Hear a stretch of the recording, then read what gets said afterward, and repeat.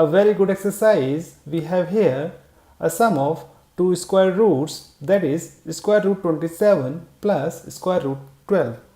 Well, 27 is equals to 9 multiply 3 and 12 is equals to 3 multiply 4. So this equation can be written as square root of 9 multiply 3 plus square root of 3 multiply 4.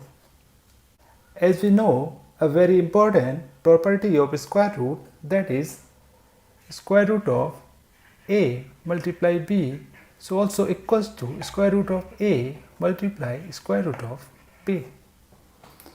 So this equation simplifies to square root of 9 multiply square root of 3 plus square root of 3 multiply square root of 4. As we can see, square root of 3 is common. Take square root of 3 as common. This becomes square root of 9 plus square root of 4, which is further equals to square root of 3 multiply bracket square root of 9 is equals to plus minus 3 plus square root of 4 is equals to plus minus 2. From here we can get two answers. First is, if we assume both of the square roots are positive integers, then this equation comes as square root of 3 multiply 3 plus 2, which is equals to square root of 3 multiply 5. It can be further simplified to, as we know another property of square root, that is a square root of b is equals to square root of b multiply a square.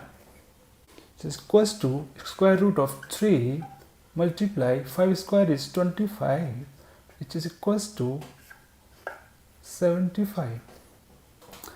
And second option is, when both of the square roots are negative integers, then this equation becomes square root of 3 multiply minus 3 plus minus minus 2 bracket close equals to square root of 3 multiply minus 5 equals to minus 5 root of 3 is also equals to, applying this formula, this becomes square root of 3 multiply 5 square is also 25.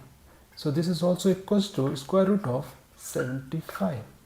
So we get square root of 75 as the answer of this equation, and minus 5 multiply square root 3 or 5 multiply square root of 3 are also our answers.